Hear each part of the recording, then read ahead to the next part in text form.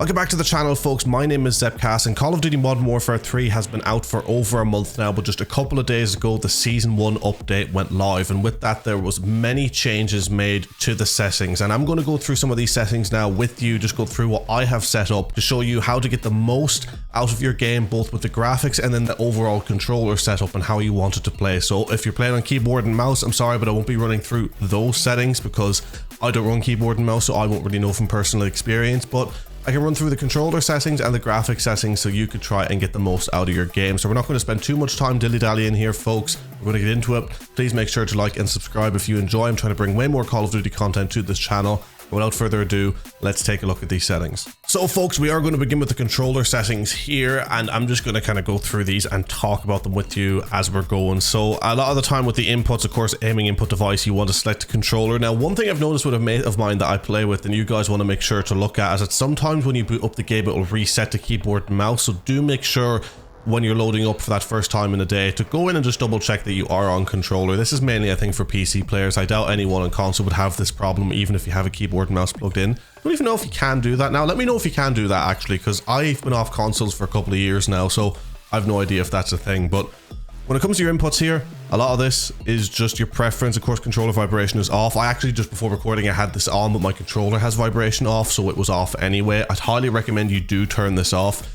And then this is one where it gets interesting, and this is your dead zone inputs. Now, dead zone inputs are very important to mess with when it comes to trying to combat stick drift and get that perfect balance between having no drift and response time when you move on your game. So playing competitively, you want everything to be responsive as quickly as possible, and I'm very lucky with the controller that I currently have that things respond incredibly well on it and are incredibly accurate. So I'm in the position where I can leave my dead zones at 0, especially on the triggers. And even if we go into test the dead zone here, you can see on the left stick, I have the left stick here, if I can actually show the controller for you guys, and it is on 0 and literally just moving it the teeniest bit any way whatsoever, it's coming up. And you look as well on that, you're getting no stick drift. Everything is centered. I can move left, come back to the center, left, right, up, back to the center, and things are resetting perfectly to 0. I've been very fortunate to have my controller do that. Now, if you have stick drift on your controller, there's something that you can do to fix that, which is by messing with this minimum dead zone. And what you want to do there is go down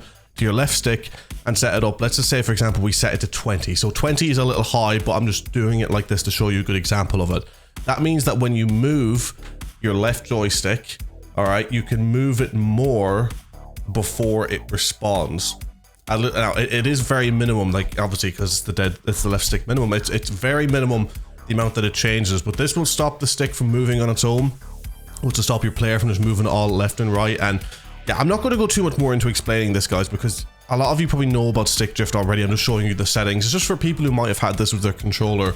This is what you want to be messing with. So that is our dead zone inputs. Let's move over to aiming. A lot of people like to go 4-4-5-5 as a sub, and what I'm seeing from a lot of competitive players as well in general, not just subs, but all across the board, 6-6 is the way to go. And now, here's something to have a look at and something I haven't actually done yet, so I'm not going to fully recommend it to you guys because I don't want to recommend you something that I haven't tested myself, but there's a way to change the advanced horizontal stick sensitivity and then the same with the vertical down to 1. I'll be honest, I do not remember how to do it, but there's a YouTuber out there called Beanbolt. He also has a Facebook page, is doing very well for himself. Make sure to check that out. And he done a video on how to turn this down, and he is convinced that this makes aiming way more steady. So I would highly recommend having a look at that and giving that a go. However, do not take my word as gospel for it that it's good, but I did have an opportunity to play against this guy as well, and he's some very clean shots. So if there's anyone's word to trust, it would be him. Have a look up at Beanbolt, see what he says about this after this video, of course, because I'm going to go through more settings with you. And yeah, just make sure to have a look at that. And then your sensitivity multiplier, I leave that all the same. Vertical aim axis, all of that is the same. Aim response curve type. This is a very important setting, and I highly recommend dynamic along with a lot of the competitive players.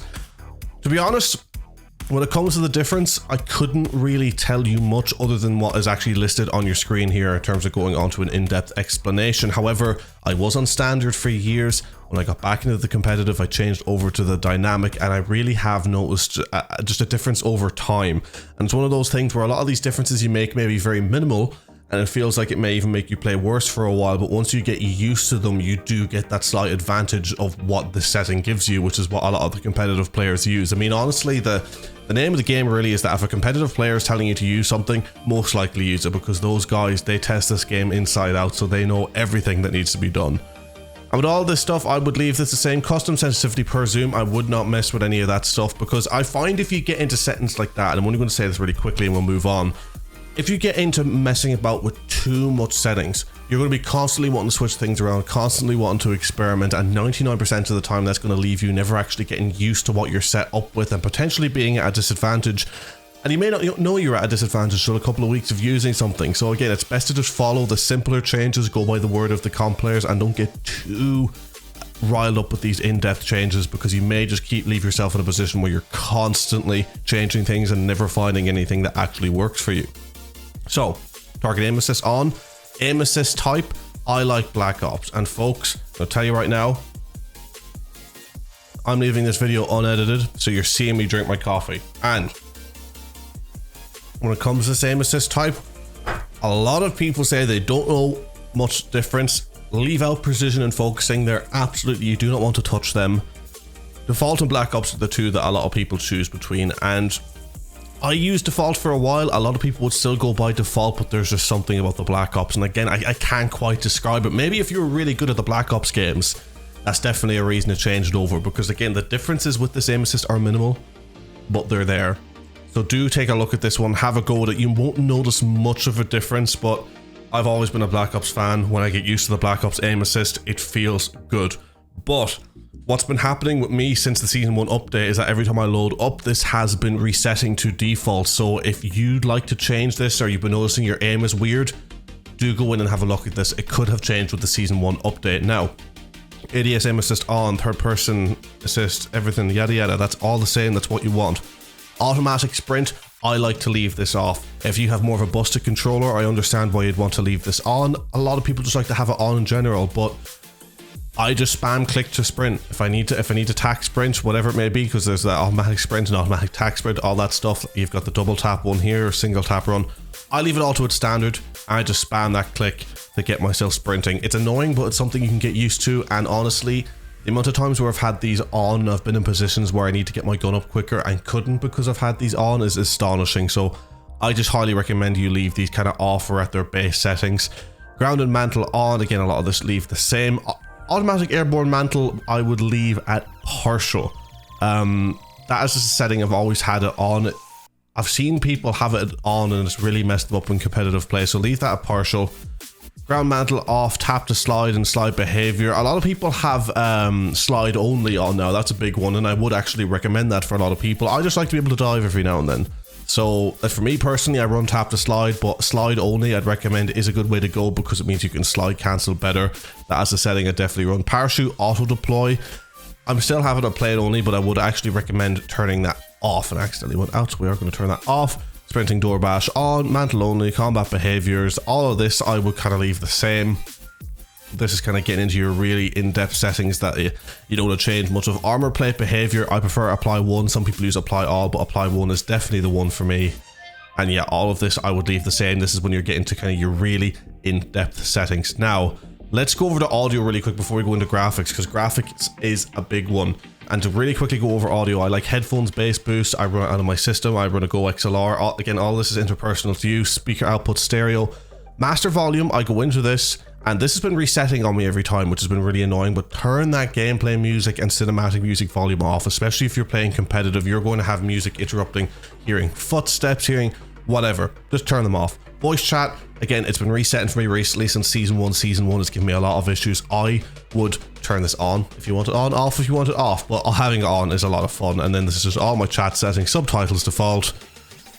And yeah, mono audio I definitely turn off. Tinnitus sound, I would turn that maybe on if you don't like the sound of tinnitus, like that kind of ringing in your ears. I would completely understand if you wanted to turn that on. So yeah, a lot of these, again, they're just personal preference, I think, when it comes to audio, but there was a couple there that I just wanted to run over really quickly. And without further ado, let's get into the graphics. So, coffee's going cold making this, guys. I hope you realize the sacrifice I'm making doing this video for you guys. I'm just playing. But So again, it goes off your display. You just want to kind of go off your display settings, make sure it's going max off your screen refresh rate, which for me is 239.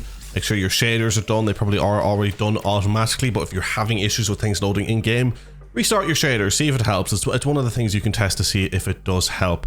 Now, my NVIDIA Reflex low latency is currently set to on and not on plus boost, but I would recommend you turn on plus boost, and the reason why it's locked and only set to on at the moment is something I'll explain very shortly, and it's a big talking point with this new update, almost kind of the main piece of this video that I'd love to get your guys' opinions on. But the other setting that I have turned on, which you'll see there is locked because of NVIDIA DLSS frame generation, is a setting that we're about to get into and I want your opinions on, but that is currently why it is locked on. Eco preset set at efficiency, custom frame rate.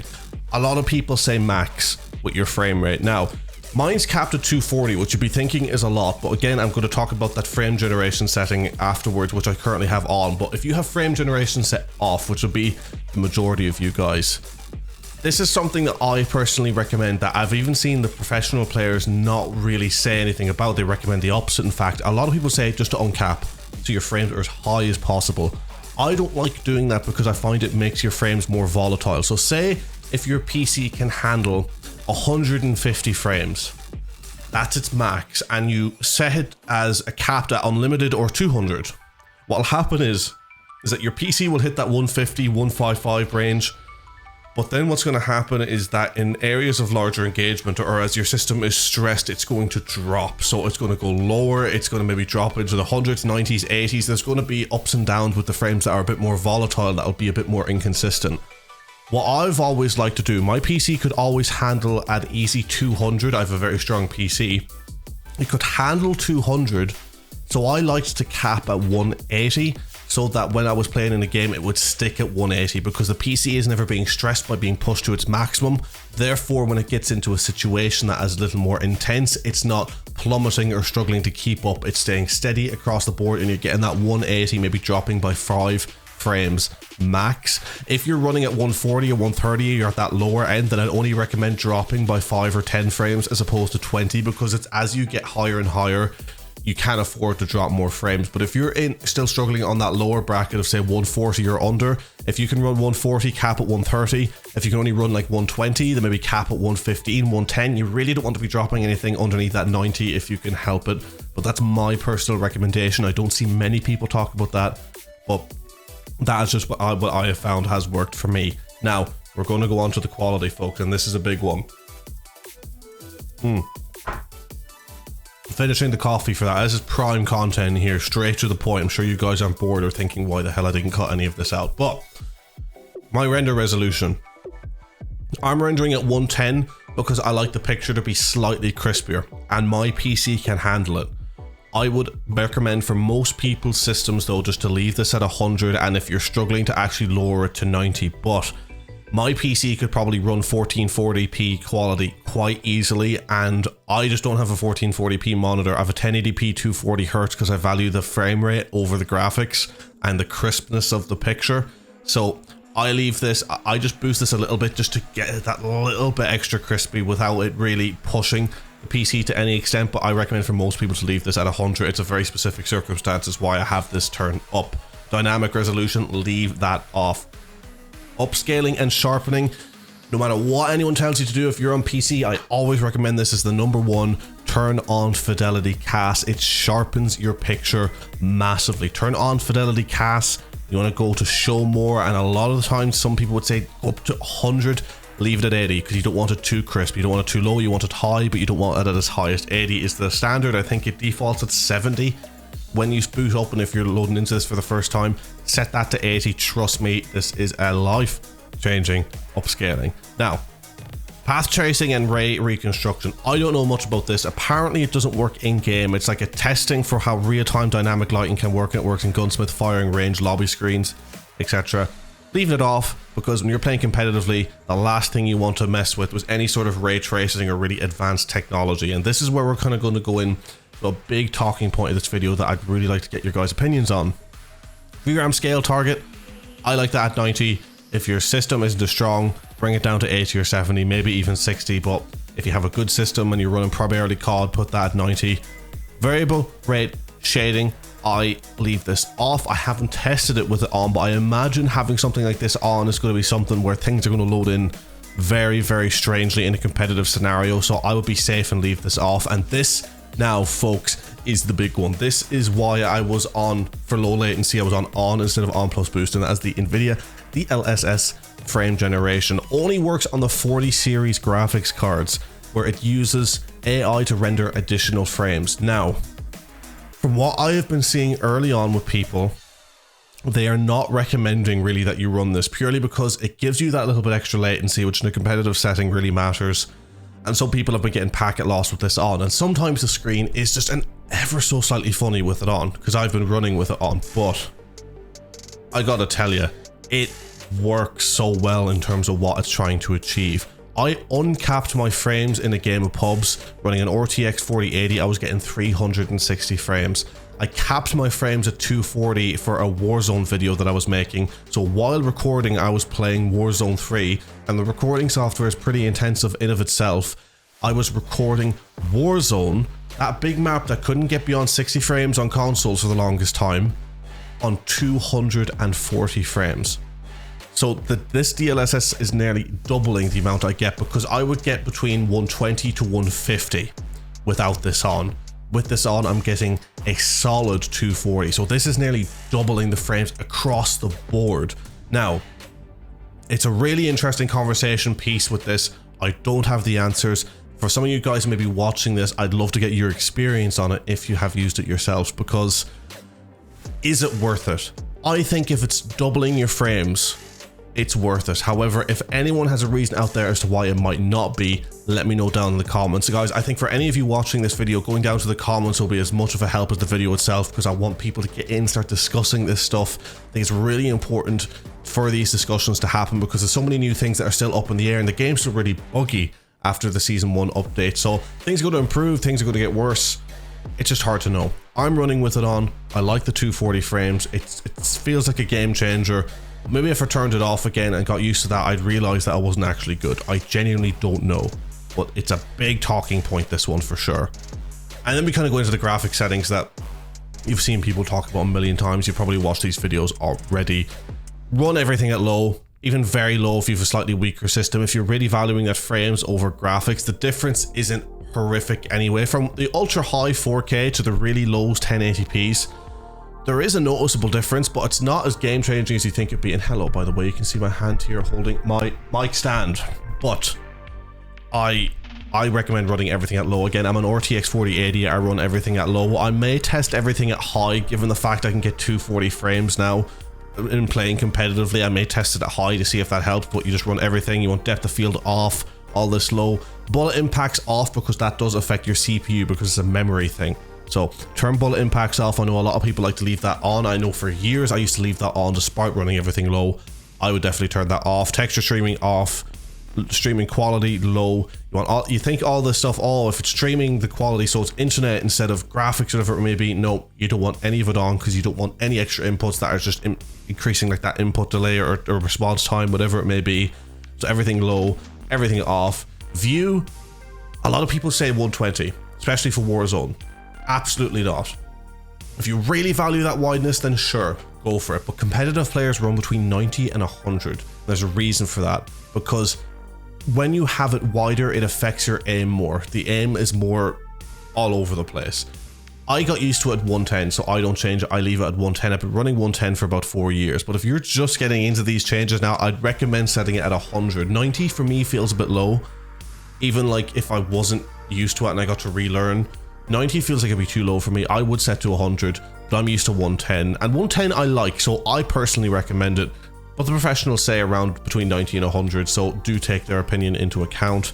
ADS field of view, I have it as affected. I think that is an important one to have. Weapon field of view, I put it to wide. Third person view, 80, I don't really mess with that because I don't go third person. With the camera, all the motion blur and film grain off, off, off, off. If you appreciate a crisp image, everything I told you about sharpness and crisp images just goes out the window if you're going to run any of this stuff, so make sure to turn all that off.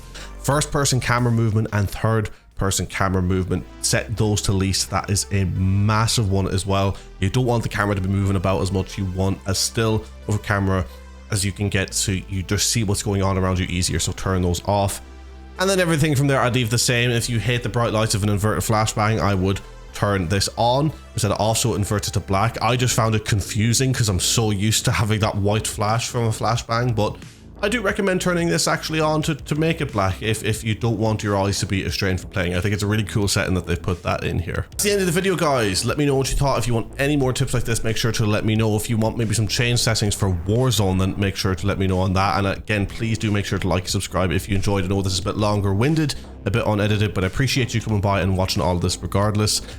Hope to see you in the next one, but until then, take care, have a good one, and peace.